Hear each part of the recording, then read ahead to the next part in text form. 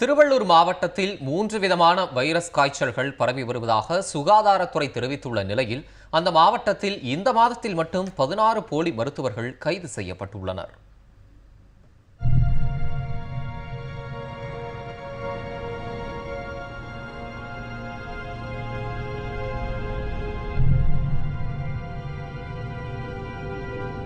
எலிக்காய்ச்சல் உட்பட 3 விதமான வைரஸ் காய்ச்சல்கள் திருவள்ளூர் மாவட்டத்தில் பரவி வருவதாக கூறும் சுகாதாரத்துறை, இந்த காய்ச்சல்கள் பரவாமல் தடுக்க நடவடிக்கைகளை எடுத்து வருகிறது.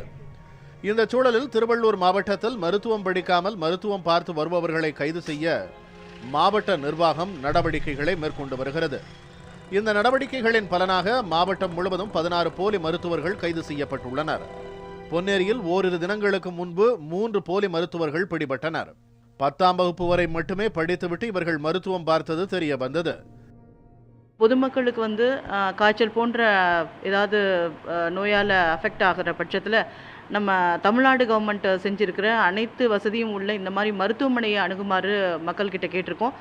போலி டாக்டர்ஸ் கிட்ட போக வேண்டாம்னு கேட்டிருக்கோம். அது மட்டும் இல்லாமல் அவர்களாகவே மருந்தங்களுக்கு சென்று ஜுரம் காய்ச்சலுக்கு மருந்து வாங்கி சாப்பிட வேண்டான்னு கேட்டிருக்கோம். திருவள்ளூர் மாவட்ட மருத்துவம் மற்றும் ஊரக நலத்துறை இணை இயக்குனர் மோகனன் தலைமையிலான மருத்துவ குழுவினர் மாவட்டம் முழுவதும் மேலும் சில போலி மருத்துவர்கள் மருத்துவம் பார்த்து வருவதாக தெரிவித்தனர். சுகாதாரத்துறை சார்பாக என்னென்ன மக்கள்கிட்ட கேட்டுக்கிறதுனாக்கா, படித்த மருத்துவர்கள் அரசு மருத்துவமனை, ஆரம்ப சுகாதார நிலையம், மருத்துவக் கல்லூரியில் இருக்கிறதில் காட்டிக்கணும். அப்படி இல்லாத இடத்துல ப்ரைவேட்டாக எங்கேயாவது படித்த மருத்துவம் கன்ஃபார்ம் பண்ணிவிட்டு பார்த்துக்கணும். எம்பிபிஎஸ் டாக்டர்கிட்ட ஆங்கில மருத்துவம், சித்த மருத்துவர்கிட்ட படித்த சித்த மருத்துவர் பட்டம் பெற்றவர்களும் சித்த மருத்துவம், ஆயுர்வேதம் பட்டம் பெற்றவர்கள் ஆயுர்வேத மருத்துவத்தையும் பெற்றுக்கொள்ளலாம். அரசு மருத்துவமனைகளில் அனைத்து வசதிகளும் உள்ளது. இப்போ தற்போதுள்ள வைரஸ் காய்ச்சலுக்கு தேவையான கண்டுபிடிப்புக்கான மருந்துகளும் அரசு மருத்துவமனையில் தான் உள்ளது. ஏற்கனவே வைரஸ் காய்ச்சலால் ஏராளமானோர் பாதிக்கப்பட்டுள்ள நிலையில் போலி மருத்துவர்களிடமிருந்து மக்களை காக்க நடவடிக்கை எடுக்கப்படும் என்று மாவட்ட நிர்வாகம் தெரிவித்துள்ளது.